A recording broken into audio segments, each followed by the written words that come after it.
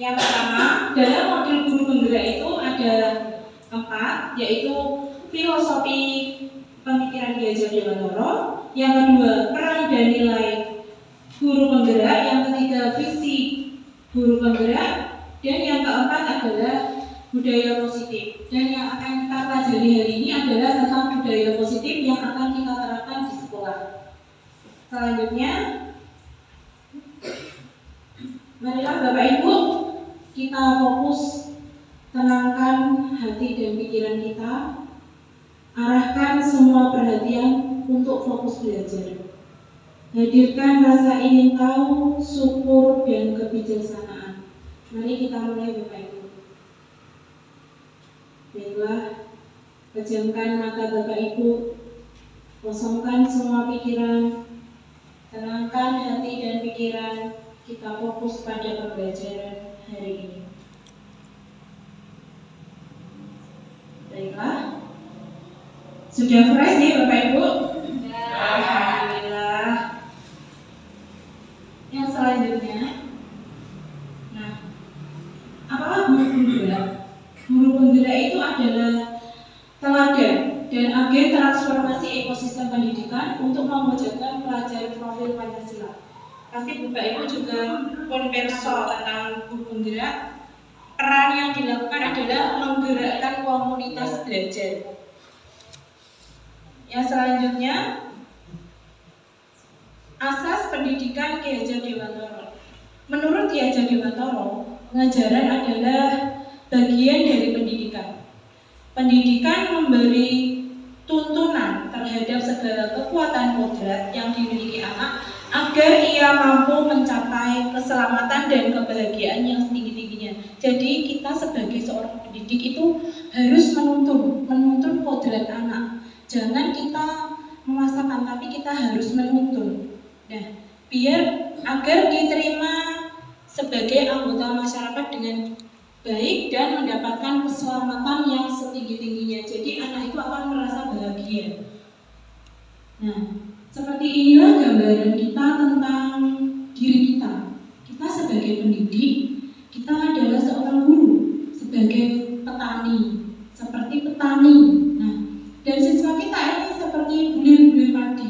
Dan diibaratkan sekolah adalah sawah, ladang, di mana kita harus merawat, memupuk. Nah, disitulah kita akan mendapatkan hasil yang baik. Seperti dengan murid kita sendiri, kita akan memanennya dengan baik. Nah, disinilah yang harus kita laksanakan. Kita harus mengetahui kodrat alam dan kodrat zaman. Di sini anak itu mempunyai kodrat alam sendiri, bawaan dari anak itu. Nah, contohnya seperti ini. Anak ini memang bakatnya ke ini. Nah, kita harus menuntun bakat anak tersebut mulai dari usia dini. Dan kita harus mengaitkannya, menuntunnya kepada kodrat zaman, perkembangan zaman. Jadi anak sekarang dengan dulu berbeda. Dulu kan anak mungkin yang bisa IT belum tentu bisa berkembang ke IT. Kalau sekarang kan kita sudah bisa ke IT dan kita tugasnya misalnya anak itu pembawaannya sifatnya jelek. Nah, tugas kita harus menuntun agar anak itu menjadi baik. Nah, seperti itu. Nah, nanti akan tercipta seperti ini.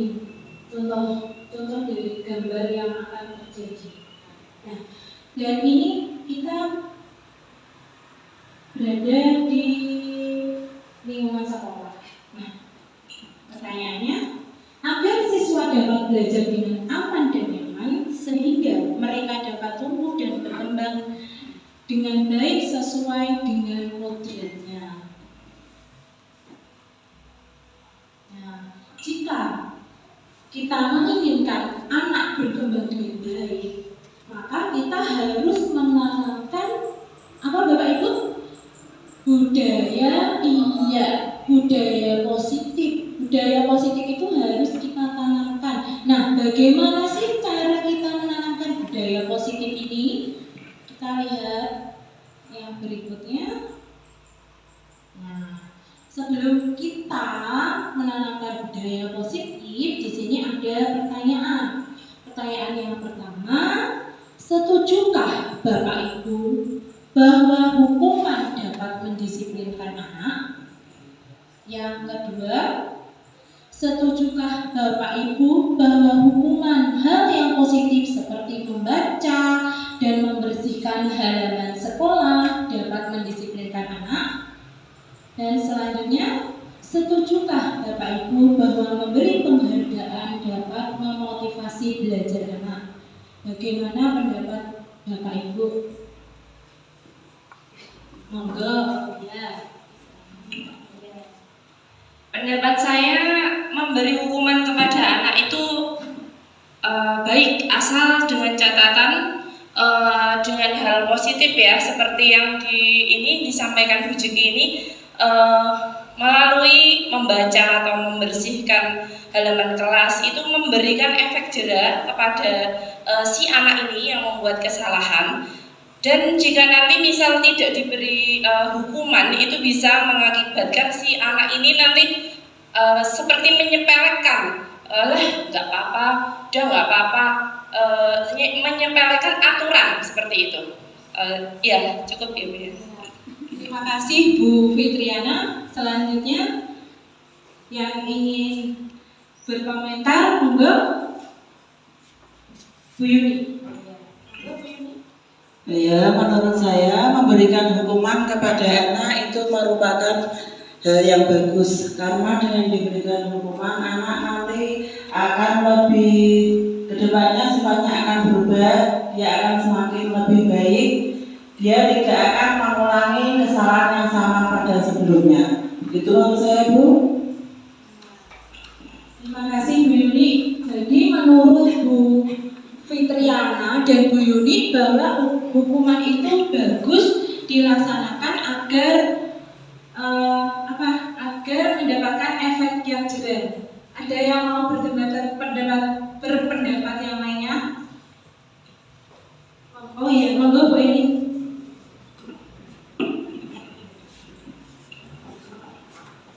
Terima kasih atas waktu yang diberikan saya. Pendapat saya, dengan memberikan hukuman kepada anak itu akan nanti akan timbul dendam pada diri anak, sehingga dengan hukuman itu tidak boleh dilaksanakan di sekolah. Terima kasih. Nah, kalau menurut Bu Eni tidak boleh dilaksanakan dan nanti akan menimbulkan dendam. Dari pertanyaan-pertanyaan ini kita akan terjawab setelah sesi ini ya Bapak Ibu. Kita akan lanjutkan yang berikutnya.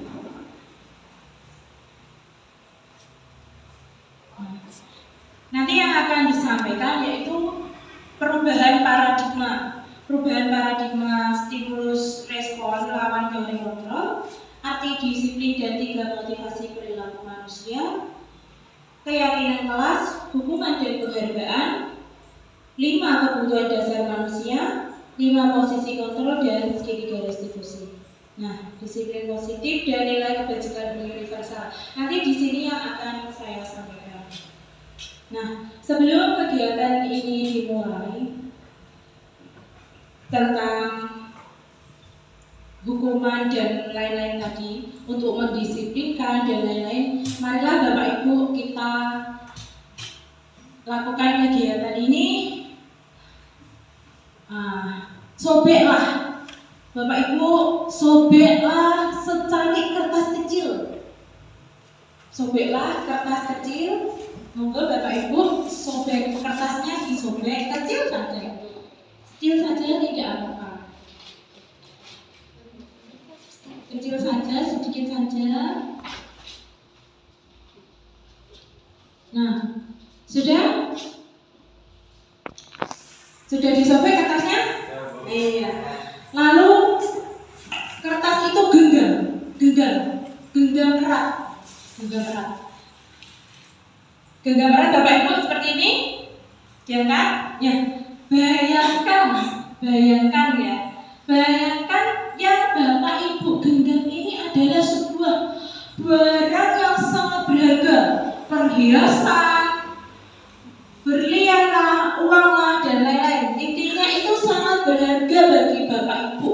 Nah, coba sekarang teman satunya menarik tangan temannya yang membawa ini. Ayo coba.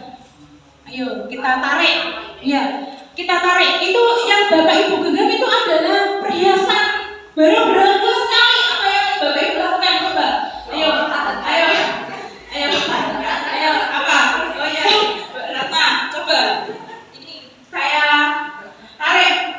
Ini bagaimana ini? Ini sangat berharga sekali ini. Saya mau minta, saya berarti diancam,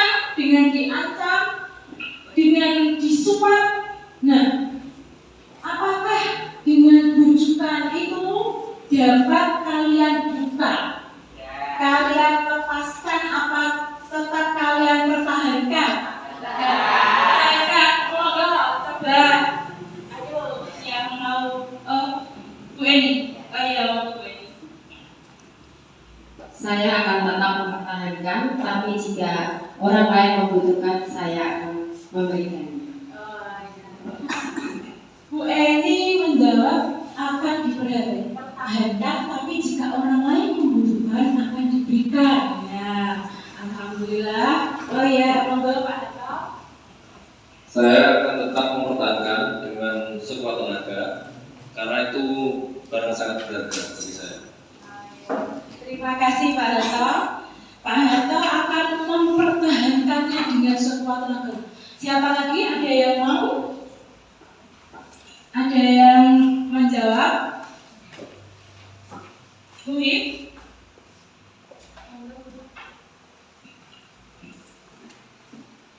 Saya akan mempertahankan dengan sekuat tenaga karena itu adalah barang yang sangat berharga untuk saya pertahankan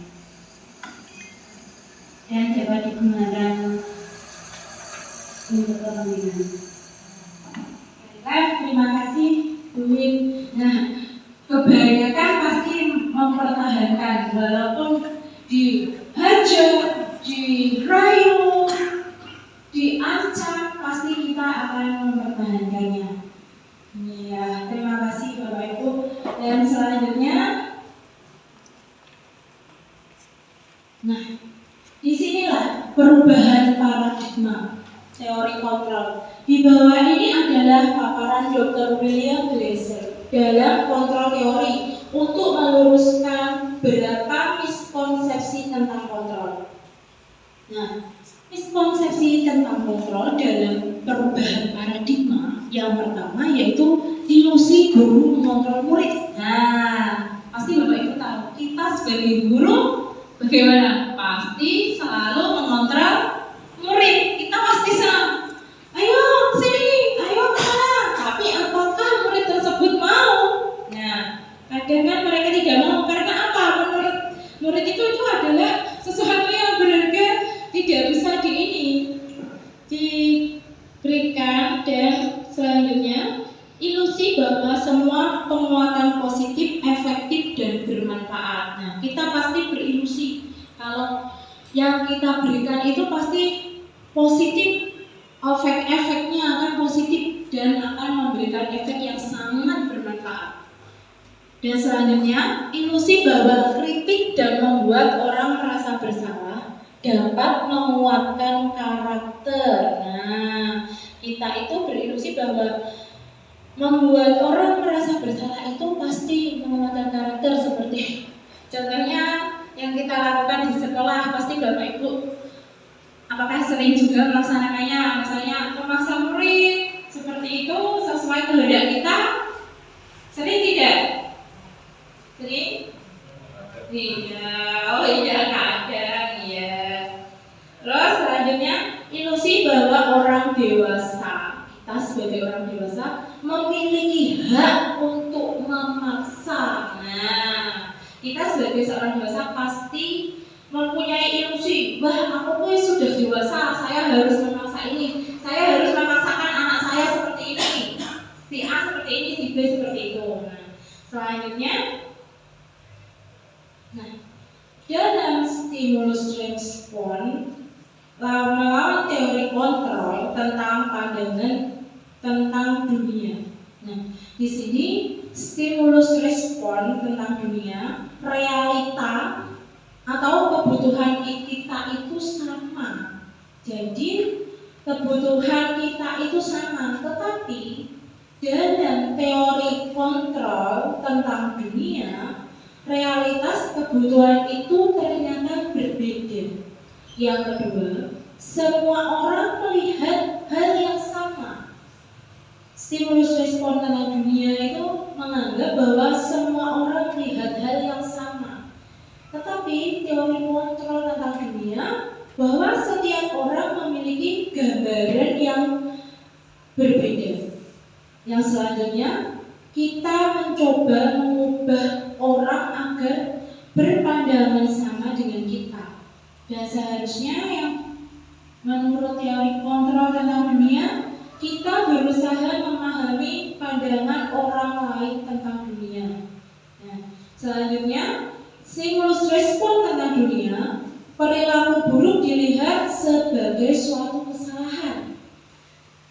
Teori kontrol tentang dunia, semua perilaku itu sebenarnya mempunyai tujuan. Nah, selanjutnya, orang lain bisa mengontrol saya. Nah, orang lain itu bisa mengontrol saya. Itu stimulus respon tentang dunia. Tapi teori kontrol tentang dunia itu hanya Anda yang bisa mengontrol diri Anda sendiri.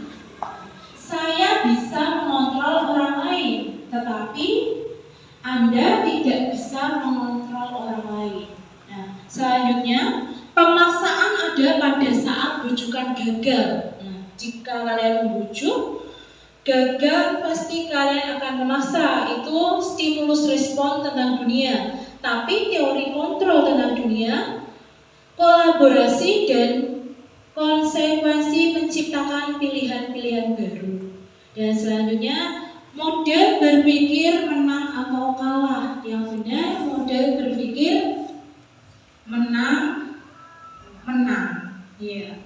Nah, dari stimulus respon ini, apakah ada yang mau ditanyakan, Bapak Ibu? Ada yang mau ditanyakan? Oh iya, baiklah, kalau tidak ada, kita lanjutkan ya. Nah, inti dari teori kontrol tadi, kita sebagai manusia tidak bisa mengontrol orang lain. Kita itu tidak bisa mengontrol orang lain, tetapi hanya kita yang mampu mengontrol diri kita sendiri. Jadi anggapan kalau kita itu egois, saya itu dapat mengontrol orang lain. Nah, itu kurang pas. Jadi hanya kita yang mampu mengontrol diri kita sendiri. Nah, selanjutnya, kata disiplin. Disiplin itu apa, Bapak Ibu? Disiplin apa? Iya, tertib. Selain tertib apa lagi? Tepat waktu. Ya, terus apa lagi? Iya, taat peraturan. Iya, bagus. Nah, iya, tata tertib, teratur, kepatuhan pada peraturan. Hukuman. Biasanya disiplin itu dihubungkan dengan hukuman ya. Kalau kita melaksanakan hukuman, pasti akan disiplin. Biasanya seperti itu. Nah, baiklah, hukuman dalam budaya kita, makna kata disiplin dimaknai menjadi sesuatu yang dilakukan seseorang pada orang lain untuk mendapatkan kepatuhan. Kita cenderung menghubungkan kata disiplin dengan ketidaknyamanan. Nah, pasti disuruh disiplin, pasti merasa tidak nyaman, seperti itu. Baiklah Bapak Ibu, nah ini adalah contoh kita disiplin. disiplin saat upacara, harus tepat waktu, nah, bersihkan kelas, nah seperti ini. Nah, baiklah, tujuan dari disiplin positif adalah menanamkan motivasi yang kepada murid-murid kita, yaitu untuk menjadi orang yang mereka inginkan dan menghargai diri sendiri dengan nilai-nilai yang mereka percaya. Selanjutnya, nah di sini tentang hukuman dan penghargaan yang kita lakukan di sekolah. Hukuman itu sesuatu yang menyakitkan. Ternyata hukuman itu menyakitkan, Bapak Ibu. Sesuatu yang menyakitkan dan akan menimbulkan rasa benci terhadap kedisiplinan, rasa terpaksa, belajar menyembunyikan kesalahan, timbul perasaan marah, rasa bersalah, dan dipermalukan serta tidak dihargai jika kita dalam kegiatan sehari-hari kita melihat anak didik kita itu bersalah.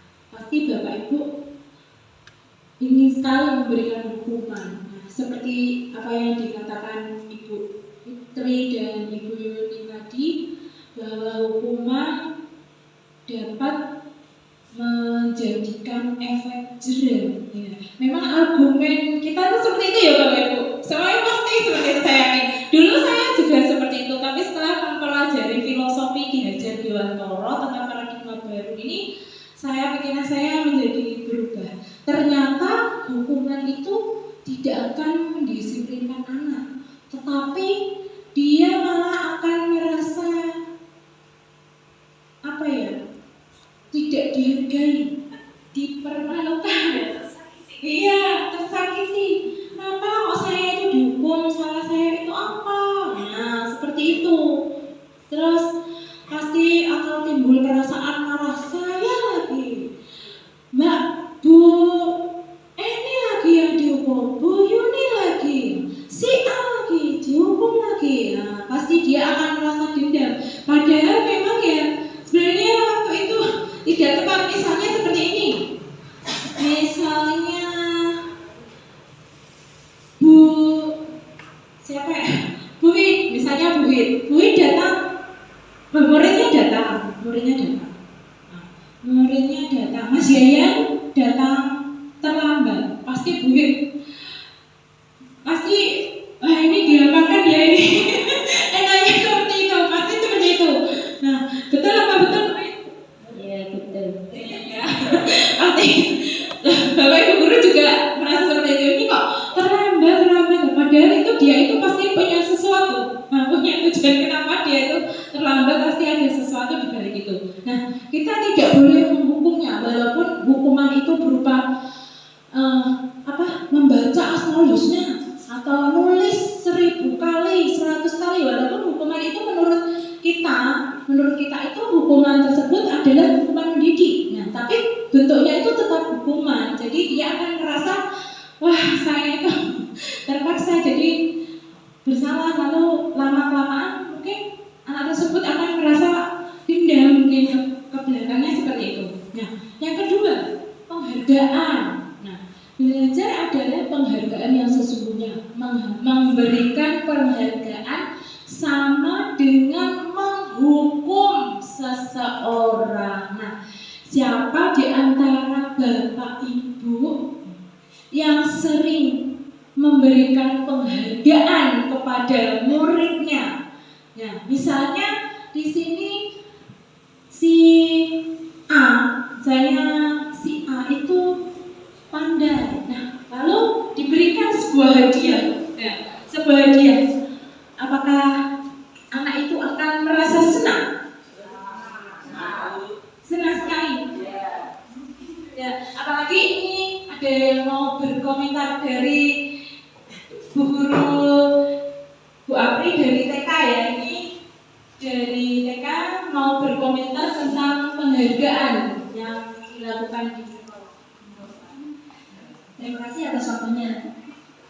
untuk anak diberikan penghargaan, pasti sangat senang sekali. Maka dari itu, dari sekolahan saya harus memberikan penghargaan kepada semuanya. Kalau tidak, nanti pasti yang lain akan cemburu. Begitu, Bu. Ya, terima kasih Bu Afri. Ya, bagus sekali, ternyata Bu Afri memberikan penghargaan kepada semua muridnya. Bagus sekali. Dan tetapi di sini penghargaan biasanya diberikan kepada salah satu murid ya, atau beberapa lah. Ya, betul sekali apa yang dikatakan Bu Afri. Jika kita memberikannya hanya 1, 2, 3 atau beberapa anak, maka anak tersebut akan merasa tidak semangat. Kenapa kok bukan saya? Kenapa saya begini? Kenapa kok bukan saya sih? Saya besok harus begini. Dan nanti lama-kelamaan anak itu Allah akan menciptakan sesuatu hal yang tidak diduga-duga. Jadi nanti pasti bagaimana ya? Dia mungkin akan berbohong untuk mendapatkan penghargaan dari guru tersebut. Nah, tepuk tangan buat Bu Apri. Terima kasih Bu Apri. Terima kasih. Ya, baiklah, Bapak Ibu. Selanjutnya yaitu tentang 3 motivasi perilaku manusia. Yang pertama, untuk menghindari ketidaknyamanan atau hubungan. Yang kedua, untuk mendapatkan imbalan atau penghargaan dari orang lain. Yang ketiga, untuk menjadi orang yang mereka inginkan dan menghargai diri sendiri dengan nilai-nilai yang mereka percaya. Nah, ini adalah motivasi yang akan membuat seseorang memiliki disiplin positif, karena motivasi berperilakunya bersifat internal bukan eksternal. Jadi dari diri sendiri, orang lain atau sekitar hanya sebagai tambahan saja. Nah, di sini ada teori motivasi perilaku manusia. Yang pertama, untuk menghindari ketidaknyamanan atau hubungan, apa yang akan terjadi apabila saya tidak melakukannya? Di sini termasuk motivasi eksternal. Yang kedua, untuk mendapatkan imbalan dari orang lain atau institusi, apa yang akan saya dapatkan apabila saya melakukannya? Termasuk motivasi eksternal. Nah, yang ketiga, untuk menghargai diri sendiri, saya akan menjadi orang yang seperti apa bila saya melakukannya. Nah, di sini termasuk motivasi internal, tujuan disiplin positif. Jadi tidak apa yang harus saya lakukan agar dia mau menerima saya, tapi diri saya sendiri, saya ini harus bagaimana? Harus melakukan hal yang saya lakukan untuk menghargai diri saya sendiri. Nah, untuk hal itu agar hukuman tadi dan lain-lain dapat tercipta, maka kita bentuk sebuah keyakinan kelas. Nah, keyakinan kelas. Mengapa keyakinan kelas? Tidak peraturan kelas saja. Keyakinan kelas. Nah, keyakinan kelas. Mengapa kita memiliki peraturan tentang penggunaan helm pada saat mengendarai kendaraan roda 2? Mengapa kita memiliki peraturan saat menggunakan masker dan mencuci tangan setiap saat? Nah, nilai-nilai keselamatan dan kesehatan inilah yang kita sebut sebagai suatu keyakinan. Keyakinan akan lebih memotivasi seseorang dari dalam atau memotivasi secara intrinsik. Nah, baiklah Bapak Ibu, murid-murid pun demikian. Jadi dalam pembelajaran kita sehari-hari, kita harus membuat sebuah keyakinan kelas agar disiplin tadi tercipta dengan baik, tidak sebuah hukuman dan bukan peraturan kelas. Nah, kalau keyakinan kelas tadi timbul dari intrinsik dari diri kita sendiri, bukan dari eksternal, dari orang lain, bukan, tapi dari kita sendiri. Nah, murid-murid pun demikian, mereka perlu mendengarkan dan mendalami tentang suatu keyakinan daripada hanya mendengarkan peraturan-peraturan yang mengatur mereka harus berlaku begini atau begitu. Nah, jadi anak jika dibuat keyakinan kelas, maka dia akan mematuhinya dengan sendirinya, dengan dirinya sendiri, karena mereka sendiri yang membuat. Keyakinan kelas, pembentukan keyakinan kelas. Di sini yang pertama, keyakinan kelas bersifat lebih abstrak daripada peraturan, yang lebih rinci dan konkret. Keyakinan kelas berupa pernyataan-pernyataan universal. Pernyataan keyakinan kelas senantiasa dibuat dalam bentuk positif. Keyakinan kelas hendaknya tidak terlalu banyak sehingga mudah diingat dan dipahami oleh semua warga kelas.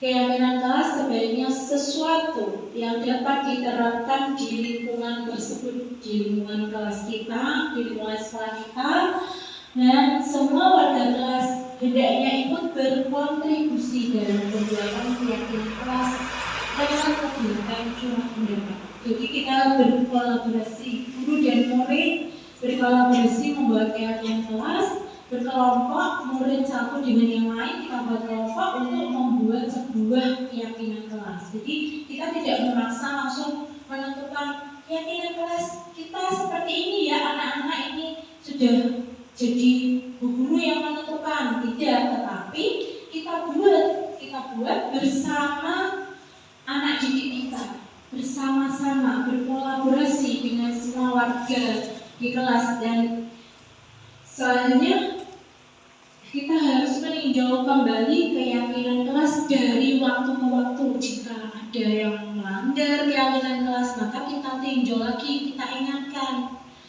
Mbak, ini keyakinan kelasnya kemarin apa ya?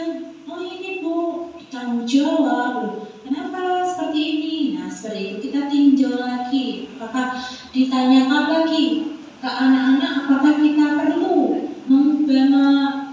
memberikan tambahan untuk keyakinan kelas kita. Jadi boleh ditambah ya Bapak Ibu, tidak harus di awal semester kita membuat keyakinan kelas, tapi di tengah perjalanan ada yang melanggar dan kita bisa mengubahnya. Keyakinan kelas itu bisa diubah sesuai dengan anak. Kita harus berkolaborasi ya dengan anak didik kita. Selanjutnya yaitu di sini manakah yang keyakinan kelas? Di sini ada yang pertama, datang tepat waktu, mengucapkan salam, menjaga kebersihan sekolah, berdoa sebelum dan sesudah kegiatan, aktif dalam pembelajaran dan tertib. Yang selanjutnya, kami guru dan murid yang saling menyayangi, kami murid yang semangat belajar, kami murid yang peduli dengan teman-teman. Menurut Bapak Ibu, manakah yang termasuk keyakinan kelas? Datang tepat waktu atau kami dan murid yang saling menyayangi? Bu Ocha? Menurut saya, kami guru dan murid yang saling menyayangi. Selanjutnya, murid yang semangat belajar. Selanjutnya, kami yang murid yang duduk dengan teman-teman. Terima kasih Bu Ocha. Betul sekali. Yang termasuk keyakinan kelas di sini, keyakinan tadi kan kesepakatan antara guru dan murid. Nah, jadi di sini kami guru dan murid yang saling menyayangi, kami murid selamat belajar, kami murid yang peduli dengan teman-teman. Di sini sudah kami, jadi guru dan murid jadi satu, kami. Baiklah, yang selanjutnya adalah nah, di sini ada peraturan. Peraturan di sini kita lihat ada keyakinan kelas, nilai kebajikan yang dituju. Nah, coba dipensani Bapak Ibu. Di situ ada peraturan, peraturannya A sampai Z. Nah, Bapak Ibu di sini bisa menunjukkan di situ termasuk keyakinan atau nilai kebajikan. Monggo yang mau berpendapat. Oh ya, monggo Bu Yuni.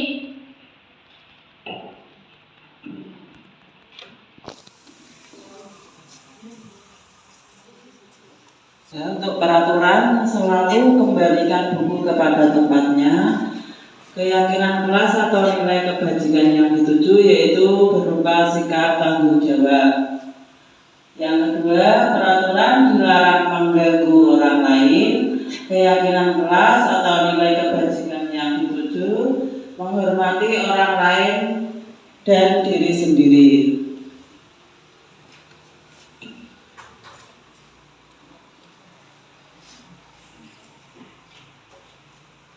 Hadir di sekolah 15 menit sebelum pembelajaran dimulai. Keyakinannya menghormati orang lain, komitmen pada tujuan atau berkomitmen. Dilarang melakukan kekerasan. Keyakinannya keselamatan, menghormati orang lain. Dilarang menggunakan narkoba. Keyakinannya untuk kesehatan. Bergantian atau menunggu giliran, keyakinannya yaitu menghormati orang lain, sabar untuk kesehatan dan keselamatan.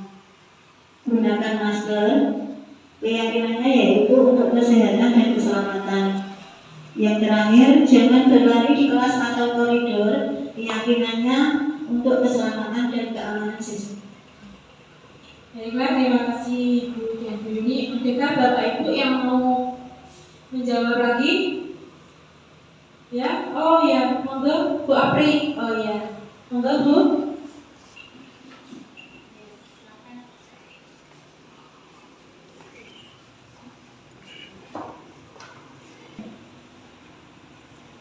Untuk selalu kembalikan buku ke tempatnya. Untuk keyakinan kelas dan nilai kebajikan yang dituju, itu lebih, menurut saya lebih ke tanggung jawab. Untuk dilarang mengganggu orang lain, itu lebih keyakinan kelas atau nilai kebajikan yang dituju, yaitu lebih menghormati orang lain dan diri sendiri.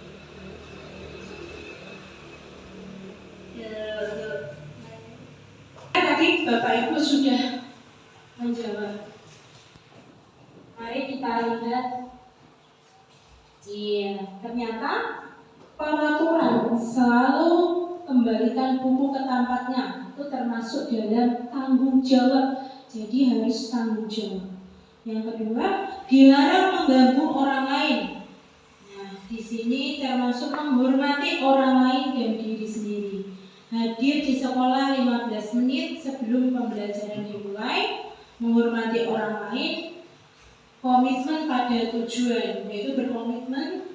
Selanjutnya, dilarang melakukan kekerasan, keselamatan, dan menghormati orang lain. Peraturan dilarang menggunakan narkoba. Nah, nilai keyakinan kelasnya yaitu termasuk dalam kesehatan, bergantian atau menunggu giliran. Nah, di sini menghormati orang lain dan kesabaran, gunakan masker, termasuk dalam kesehatan dan keselamatan. Jangan berlari di kelas atau koridor, termasuk keselamatan dan keamanan. Baiklah Bapak Ibu, di sini saya akan memberikan contoh video yang sudah saya lakukan dalam pembuatan keyakinan kelas.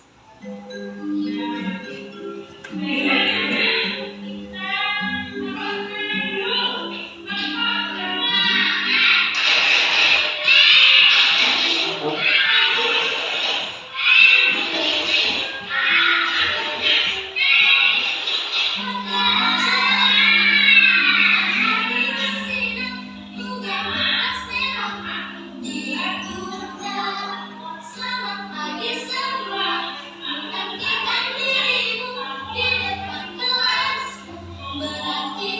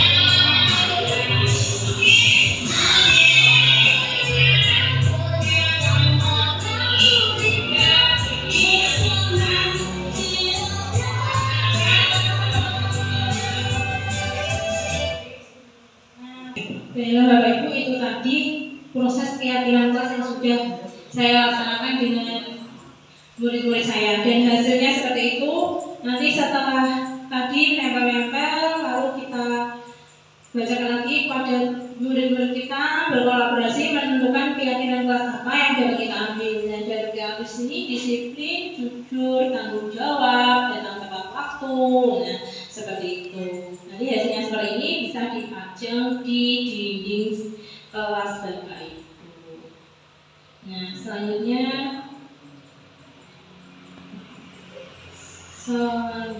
kita perbedaan hukuman, sanksi, dan restitusi. Tadi sudah ada hukuman. Nah, sekarang kita akan perbedaan hukuman, sanksi, dan restitusi. Sini ada identitas gagal dan identitas berhasil atau sukses. Hukuman di sini adalah sesuatu yang menyakitkan, harus terjadi. Dan sanksi atau konsekuensi, sesuatu yang harus terjadi. Dan disiplin restitusi yaitu merupakan suatu pilihan. Jadi konsekuensi itu sesuatu harus terjadi. Kalau restitusi itu adalah pilihan ke murid kita sendiri, jadi kembali ke murid kita sendiri.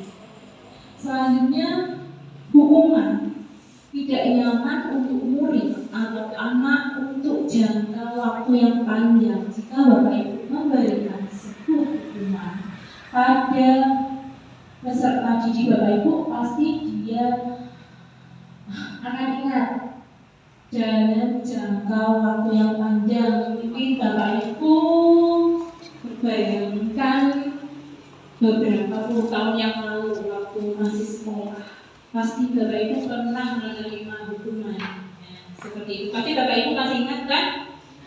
Iya.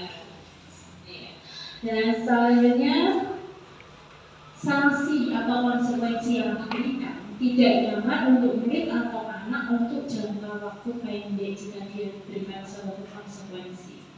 Dan jika kita menggunakan disiplin restitusi, itu dapat menguatkan untuk murid atau anak dalam jangka waktu yang panjang. Nah, selanjutnya hukuman itu suatu korban mendapatkan keadilan. Jika konsekuensi korban bisa diabaikan, jika dengan restitusi korban akan mendapatkan ganti. Yang selanjutnya hukuman itu murid atau anak akan tersakiti. Konsekuensi anak dibuat tidak nyaman. Jadi dengan adanya konsekuensi maka anak tersebut merasa tidak nyaman. Dan restitusi murid atau anak akan mendapatkan penguatan. Hukuman perilaku positif agresif meningkat. Jika Bapak Ibu memberikan hukuman, maka anak tersebut pasti akan perilakunya pasif, agresifnya pasti akan meningkat. Nah, jika kita memberikan sebuah konsekuensi, penguatan hanya bertahan dalam jangka waktu yang pendek, dan kita menggunakan disiplin restitusi, masalah akan terpecahkan. Dan selanjutnya dengan hukuman, sistem tidak akan berjalan bila murid tidak takut jika murid diberikan hukuman, tapi murid itu masih bandel, pasti murid itu tidak akan takut dengan hukuman yang diberikan Bapak Ibu. Dan selanjutnya yang sanksi memerlukan monitoring dan supervisi terus-menerus dari guru. Jika kita menggunakan disiplin restitusi, murid belajar bertanggung jawab untuk perilakunya. Hukuman berlaku hanya pada sebuah institusi, tidak berlanjut pada kehidupan nyata. Jika sanksi membantu penerapan mengikuti peraturan dalam masyarakat. Dalam kegiatan restitusi, fokus pada pemecahan masalah dalam jangka waktu yang panjang. Dengan hukuman, peraturannya adalah kamu harus, jadi sifatnya memaksa. Jika konsekuensi, apa peraturannya? Mampukah kamu melakukannya? Terima kasih. Jika kita menggunakan restitusi, apa yang kamu yakini? Nah, kembali ke keyakinan kelas tadi. Lalu apa yang bisa kamu lakukan untuk memperbaiki masalah ini? Terus yang terakhir, hukuman murid atau anak akan membenci peraturan yang Bapak Ibu buat pasti akan dibenci anak, dan konsekuensinya murid akan menghormati peraturan. Jika kita menggunakan restitusi, anak akan menghormati dirinya dan orang lain. Jadi hukuman itu bentuknya sangat negatif. Jika sanksi atau konsekuensi itu netral, jika restitusi kita menggunakan disiplin restitusi, pasti akan tercipta positif. Contoh perbedaan hukuman dan konsekuensi. Mencatat 100 kali di dalam buku kalimat, saya tidak akan terlambat lagi karena terlambat ke sekolah. Sanksi, konsekuensi, hukuman, lari mengelilingi lapangan basket 2 kali karena terlambat hadir di sekolah, termasuk hukuman ya. Jika mengelilingi lapangan basket itu termasuk hukuman. Jadi anak akan ingat. Selanjutnya, membersihkan coretan yang dibuatnya di meja tulis. Nah, kita tidak menghukum. Jadi membersihkan itu termasuk sebuah konsekuensi atau sanksi. Selanjutnya, murid diminta untuk push up 15 kali karena tidak menggunakan masker ke sekolah. Di sini termasuk sebuah hukuman. Dan selanjutnya, murid diminta bertelanjang kaki sepanjang hari karena tidak menggunakan sepatu warna hitam sesuai peraturan sekolah, termasuk dalam hukuman. Nah, yang selanjutnya dalam hukuman ini kita kaitkan dengan kebutuhan dasar manusia. Kebutuhan dasar manusia ini ada 5. Cinta kasih agar diterima, penguasaan, kebebasan, kesenangan, dan sebagainya.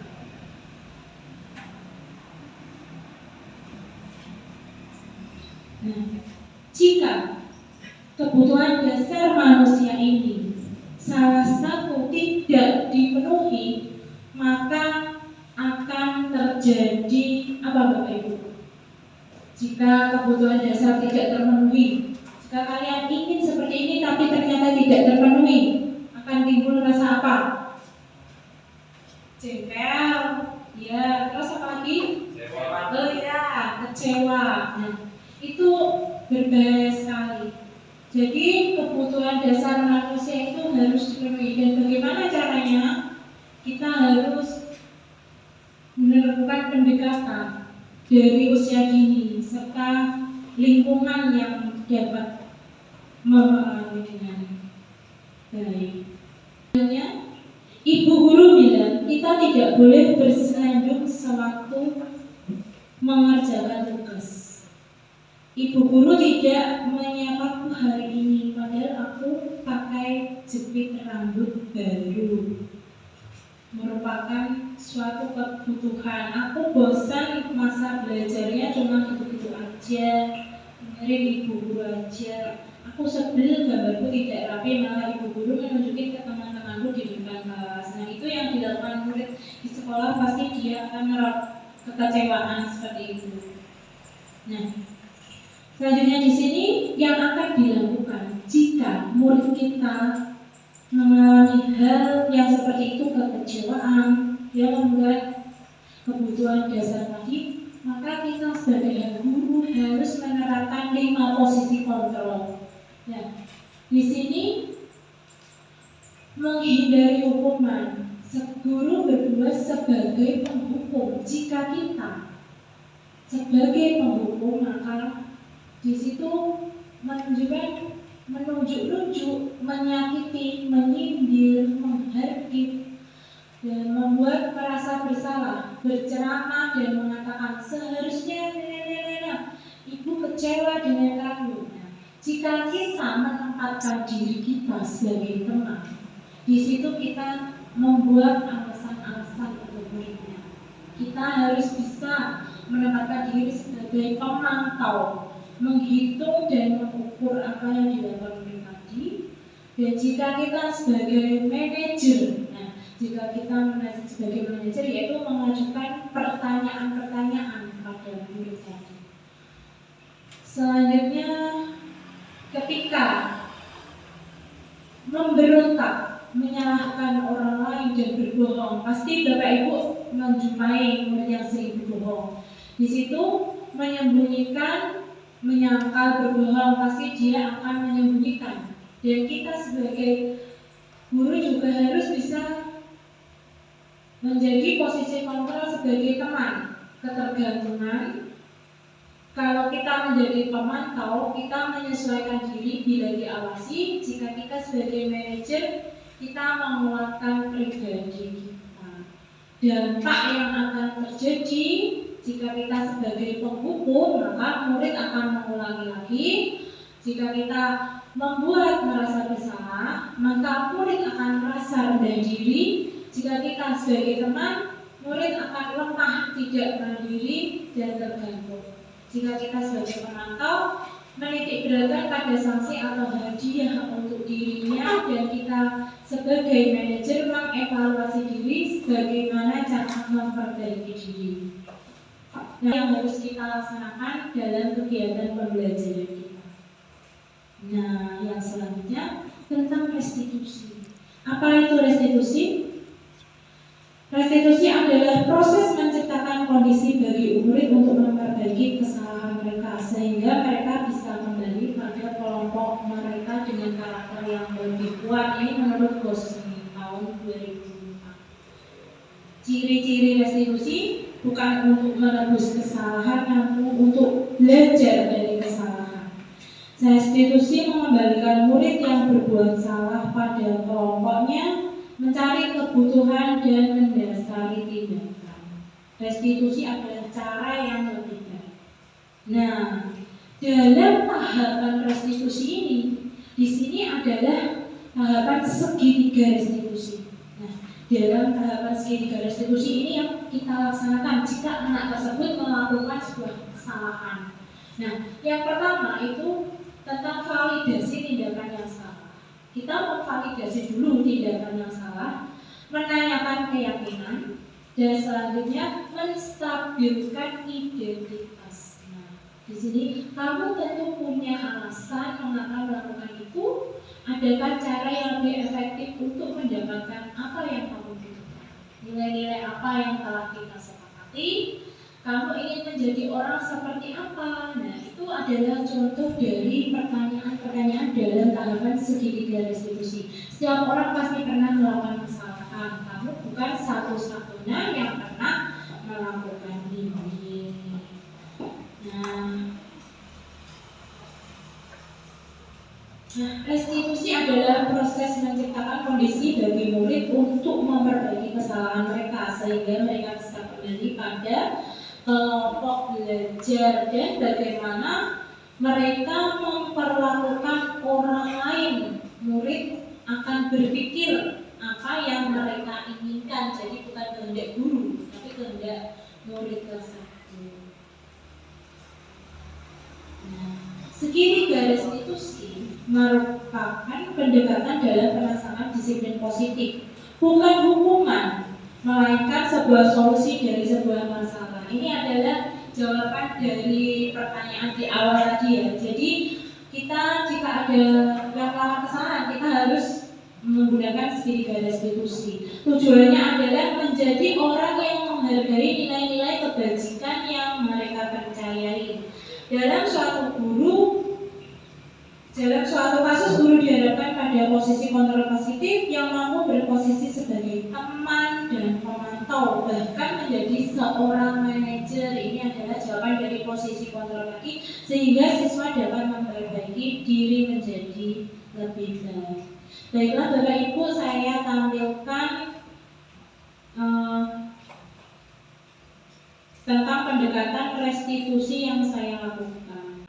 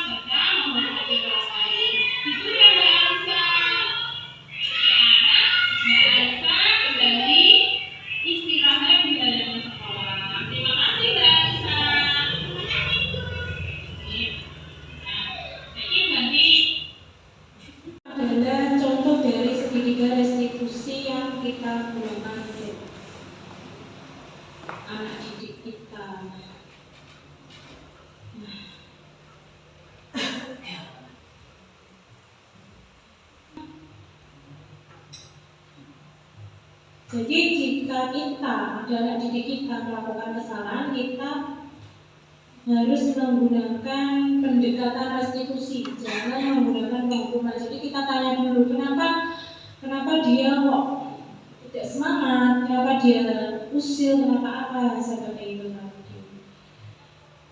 Nah, jadi tujuan adalah bukan mencari kesalahan, tapi adalah membuat solusi untuk,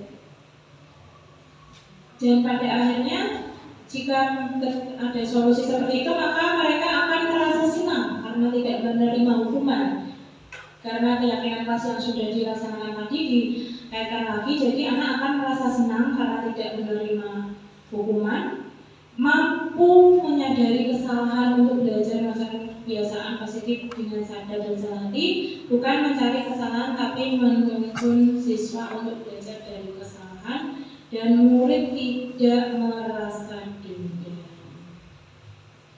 Nah, baiklah,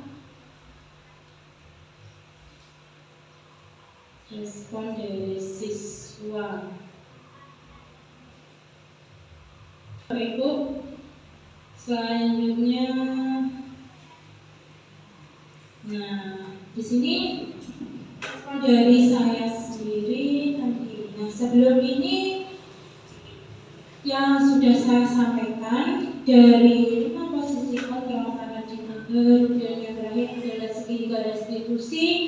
Saya buka sesi pertanyaan. Monggo Bapak Ibu yang mau bertanya. Oh ya, monggo Bu Apri.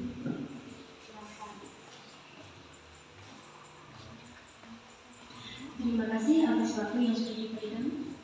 Dari paparan rezeki yang dilakukan tadi, saya mau bertanya, bagaimana cara kita melakukan keyakinan kelas sehingga nilai kebajikan yang kita tanamkan itu dapat berhasil pada siswa. Terima kasih. Jadi Bu Apri tadi bertanya tentang dari keyakinan kelas ya Bu. Iya, keyakinan kelas sehingga nilai kebajikan yang tertanamkan itu akan berhasil pada siswa. Nah, keyakinan kelas yang sudah saya lakukan itu adalah agar anak lebih termotivasi dalam belajar. Jadi kita harus menggunakan 5 posisi kontrol tadi.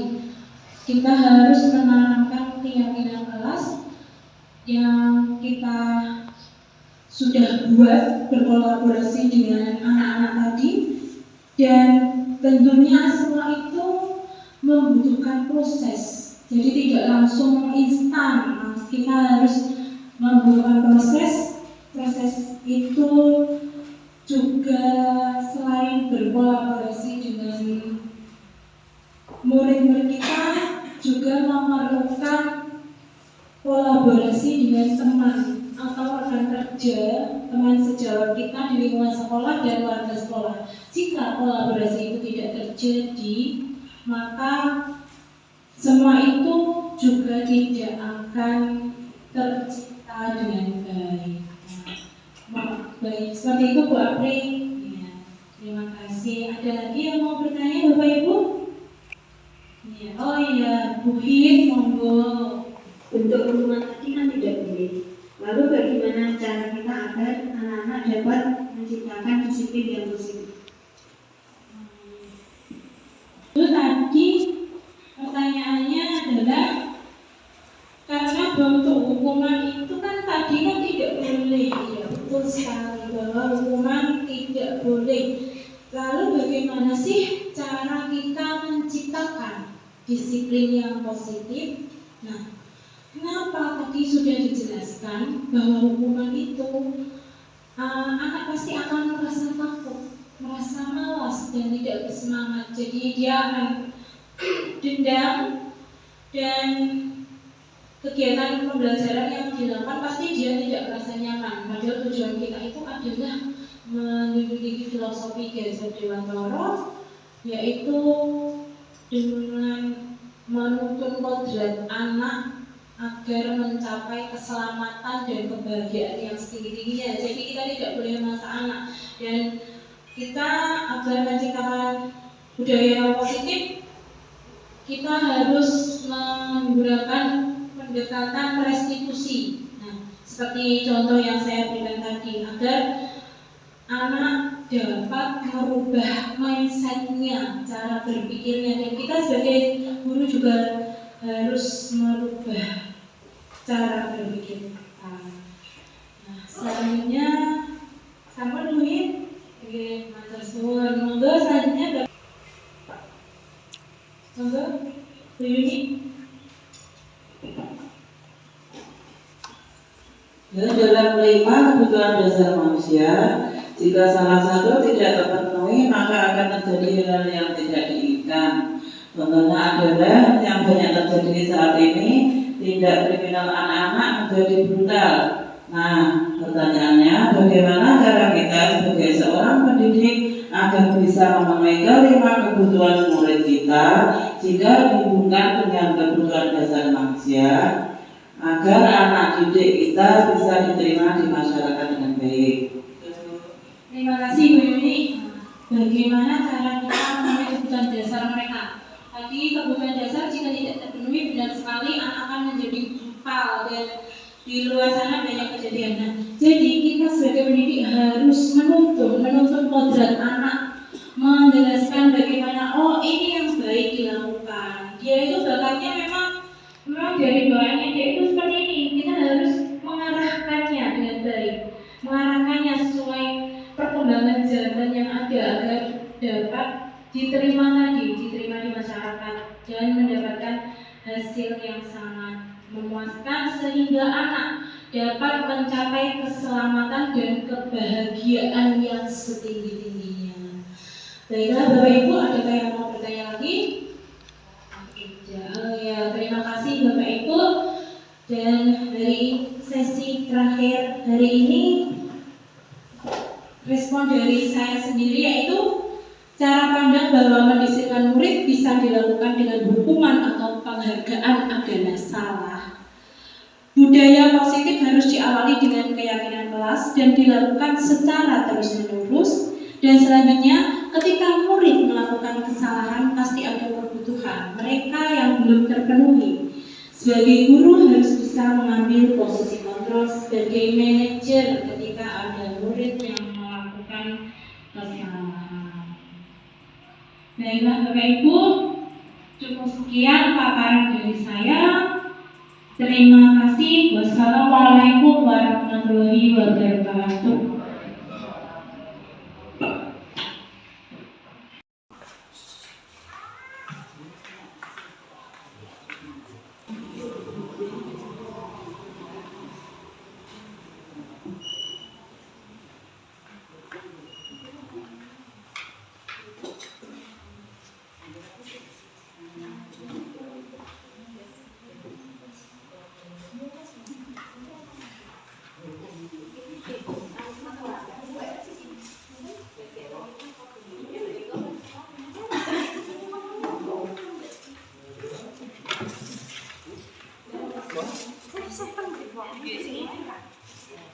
Assalamualaikum warahmatullahi wabarakatuh.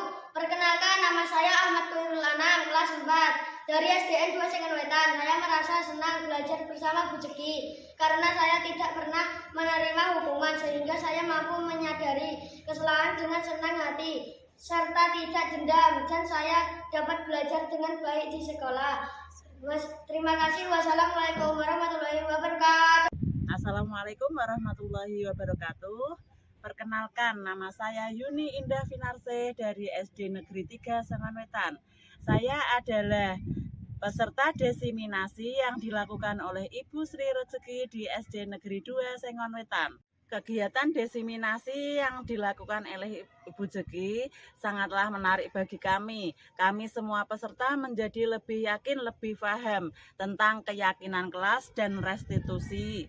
Kami semua peserta berasal dari SD Negeri 3 Sengenwetan, SD Negeri 2 Sengenwetan, juga dari TK dan PAUD. Sehingga kami nanti bisa menjalankan, menerapkan pada sekolah kami masing-masing. Cukup sekian dari saya dan terima kasih. Wassalamualaikum warahmatullahi wabarakatuh.